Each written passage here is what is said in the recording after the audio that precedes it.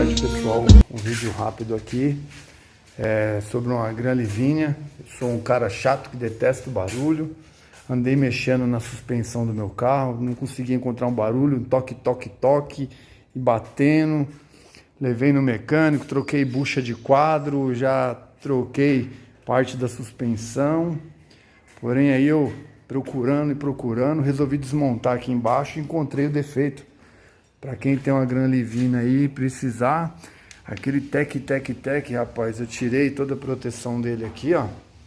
Tirei por baixo aqui e encontrei esse cara aqui, ó, sem vergonha. Deixa eu ver aqui direitinho, aqui. Esse é o reservatório de água. Tava sem esse parafuso ali, tá vendo? Olha como que ele fica, ó. Ó.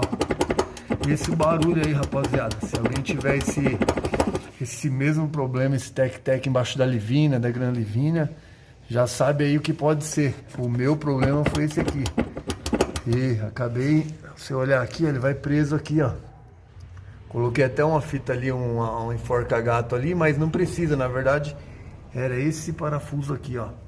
Então fica aí a dica aí pra galera que precisar, beleza? Vou postar mais aí, tirando o barulho da Gran Livigna. Valeu!